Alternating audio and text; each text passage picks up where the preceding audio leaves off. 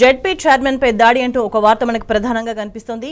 మంత్రి కోమటిరెడ్డి దౌర్జన్యం, రైతు బంధు ఏదని అడిగినందుకు సందీప్ రెడ్డి గెంటువేత అంటూ వార్త చూస్తున్నాం. బీఆర్ఎస్ ను 14 ముక్కలు చేస్తాం, మేము తలుచుకుంటే ఆ పార్టీ ఎమ్మెల్యేలను 39 ముక్కలు చేస్తామంటూ కలెక్టరేట్లో ఈ నెల 22న భువనగిరి కలెక్టరేట్ సమీక్ష సందర్భంగా కోమటిరెడ్డి చాలా వ్యాఖ్యలు చేసిండ్రు. ప్రభుత్వ కార్యక్రమంలో జెడ్పీ చైర్మన్ పై అనుచిత వ్యాఖ్యలు, సర్పంచ్గా కూడా గెలవలేని బచ్చా అంటూ అవమానం, సందీప్ రెడ్డి అభ్యంతరంతో మరింత చెలరేగిన కోమటిరెడ్డి పోలీసులను పెట్టి సమావేశం నుంచి వెళ్లగొట్టిన మంత్రి, ఆయన ఉసిగొల్పడంతో జెడ్పీ చైర్మన్ పై అనుచరుల దాడి అంటూ వార్త మనకి ప్రధానంగా కనిపిస్తోంది.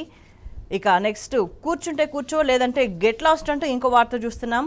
వేదికపై తన సీటు ఏదని అడిగిన జెడ్పీటీసీపై మానకొండూరు ఎమ్మెల్యే దురుసు ప్రవర్తనకు సంబంధించి ఇంకో వార్త ఇది బీఆర్ఎస్ కాదు కాంగ్రెస్ ప్రభుత్వం అంటూ హెచ్చరిక. మానకొండూరు సర్వసభ్య సమావేశంలో ఈ ఘటన. విద్యుత్ గురించి వివరిస్తున్న ఏఈకి మందలింపు, ఎమ్మెల్యేగా ఎన్నికైన తర్వాత వచ్చి కలిశారా, ప్రతి అధికారి తనను కలవాల్సిందే అంటూ హుకుం జారీ చేసిన దానికి సంబంధించిన వార్త ఇది కనిపిస్తోంది. నెక్స్ట్ నారాయణపూర్ నుంచి సాగునీళ్లు వచ్చినాయంటూ ఇంకో వార్త కనిపిస్తుంది. నారాయణపూర్ పరిస్థితిపై కేసీఆర్ ఆరా అంటూ చూస్తున్నాం. పొలాలు ఎండుతున్నాయన్న వార్తలపై మాజీ ఎమ్మెల్యే సుంకె రవిశంకర్కు ఫోన్. 6 ఏళ్లుగా లేని సాగునీటి ఇబ్బందులు ఇప్పుడెందుకు వస్తున్నాయని ఆవేదన, రైతు పక్షాన నిలబడాలని సూచన అంటూ మనకి వార్త కనిపిస్తోంది. ఇక నెక్స్ట్ నారాయణపూర్ పరిస్థితిపై కేసీఆర్ ఆరా అంటూ చూస్తున్నాం.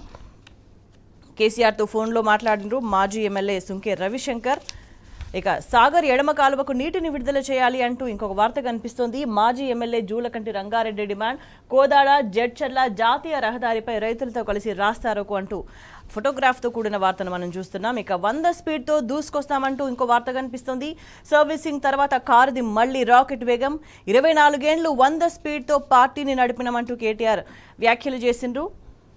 దానికి సంబంధించిన వార్త ప్రధానంగా.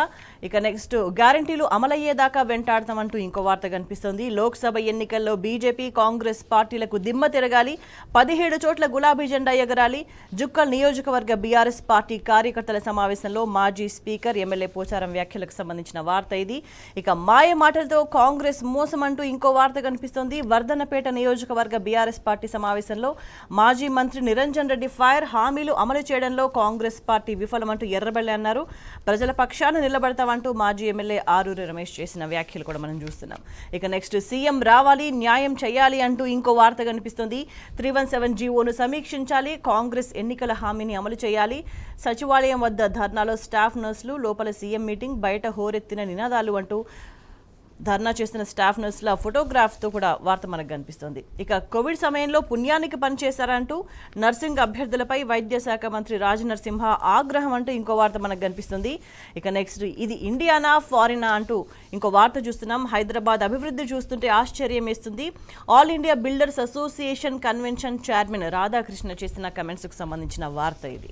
ఇక నెక్స్ట్ పద్దుపై పరిశ్రమ ఆశలెన్నో అంటూ ఇంకో వార్త చూస్తున్నాం. తయారీ మౌలిక అభివృద్ధికి పెద్దపీట దక్కేనా, పన్నుల భారాల్ని తగ్గించాలన్న డిమాండ్స్ అంటూ బడ్జెట్ 24-25 పేరుతో ఇంకొక వార్త మనకు కనిపిస్తుంది. ఇక నెక్స్ట్ రాడార్తో వినాశనమే అంటూ ఇంకో వార్త చూస్తున్నాం. మా పాలనలో అందుకే రానియలే, కాంగ్రెస్ వచ్చిన 10 రోజుల్లో ఆగం, 12 లక్షల చెట్లను కొట్టేందుకు ప్రభుత్వం పచ్చజెండా ఊపింది. రాడార్ వ్యతిరేక పోరాటానికి అండగా బీఆర్ఎస్ పార్టీ ఉంటుందంటూ కేటీఆర్ చేసిన వ్యాఖ్యలకు సంబంధించిన వార్త ఇది. ఇక